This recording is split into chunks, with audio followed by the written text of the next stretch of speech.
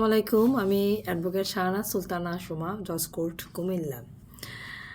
আমরা বেশ কয়েকদিন ধরেই একটা সংবাদ দেখছি আর কি।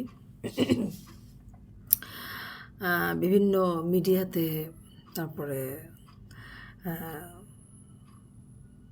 খুব বেশি বিষয়টা নিয়ে ট্রোল হচ্ছে। নাজিয়া সামান্তা নামে একটি মেয়ে, সে হিজাব পরে ড্রাম বাজিয়েছে এইটাকে কেন্দ্র করে। আমাদের দেশের মানুষ, কিছু কিছু মানুষ যে কী পরিমাণে খারাপ, এত নিচু মেন্টালিটি নিয়ে মানুষ কীভাবে থাকে, আমি আসলে থাকে বা চলে আমি আসলে বুঝতে পারি না। একটা মেয়ে, সে ড্রাম বাজালো হিজাব পরে বা হিজাব না পরে বা ড্রাম বাজালো, তাতে অন্যের এত মাথা ব্যথা হওয়ার কী কারণ আমি আসলে কিছুই বুঝতে পারছি না। আর আমাদের মানুষের আসলে মন মানসিকতা এত নিচু হয়ে গেছে, এত নিচু হয়ে গেছে, মানুষের ভালো কিছু কিন্তু আমরা আসলে সহ্য করতে পারি না। সবচেয়ে বড় কথা হচ্ছে এটাই, কেউ একটু উপরের দিকে উঠলেই তাকে কীভাবে নিচের দিকে নামানো যায়, সেই চেষ্টা এখানে চলতে থাকে মানুষের মনের মধ্যে। তো সেরকমই এই যে নাজিয়া সামান্তা, যে মেয়েটি এত সুন্দর করে ড্রাম বাজায়, আমাদের বাংলাদেশে এত সুন্দর করে ড্রাম বাজায়, সে কত কিছু পারে। তার যে বিভিন্ন ইন্টারভিউ দেখলাম মিডিয়াতে, বিভিন্ন ইন্টারভিউগুলো দেখলাম যে, তারপরে তার বাবা তাকে সব কিছু শিখিয়েছে, সে অনেক কিছু জানে, অনেক কিছু পারে। তো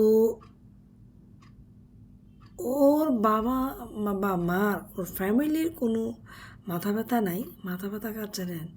আমাদের দেশে কিছু কিছু মানুষের, যারা পুরোটাই হিংসা দিয়ে মোড়ানো আর কি তাদের ভিতরটা।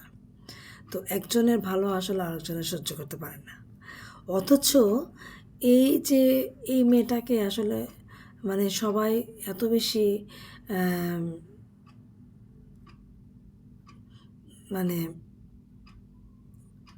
সম্মান করা উচিত যে এতটুকু একটা মেয়ে এত সুন্দর করে ড্রাম বাজাচ্ছে, তারপরে সবাই তাকে বাহবা দেওয়া উচিত যে সে এত অল্প বয়সে সে যে এত কিছু শিখেছে, এবং সে কত সুন্দর করে সে ড্রাম বাজাচ্ছে, তার যে ড্রাম বাজানোর যে স্টাইল, এবং আরও কত কিছু, সে গিটার, আরও অনেক কিছু সে পারে, সে গাড়ি চালাতে পারে, সব কিছু পারে। তো এই সামান্য এই যে ড্রাম বাজানোকে কেন্দ্র করে এত ট্রোল, এত কিছু, মানুষের আর মনে হয় কোনো কাজকর্ম নাই আর কি। মানুষের পিছনে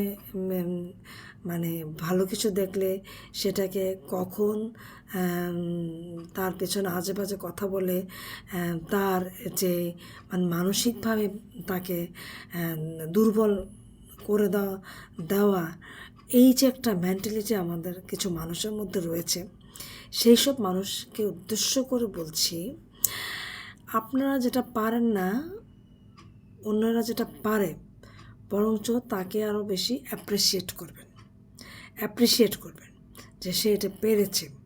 এবং আমাদের দেশের মধ্যে আমি মেয়েটাকে প্রথম দেখলাম ড্রাম বাজাতে, কই আমরা সবাই তাকে অ্যাপ্রিসিয়েট করব, সেটা না করে তাকে কিভাবে টেনে হিচড়ে নিচের দিকে নামানো যায় আজে বাজে কথা বলে। তো এই প্রচারণাগুলো আমাদের দেশে চলছে বেশি, এগুলো করা ঠিক না।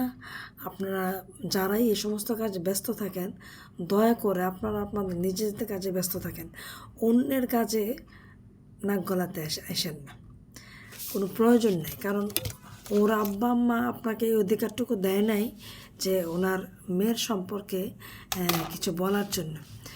তো ওদের যেহেতু কোনো আপত্তি নেই, সেহেতু অন্যদের এত আগ বাড়িয়ে কথা বলার তো কোনো প্রয়োজন আছে বলে আমি মনে করি না।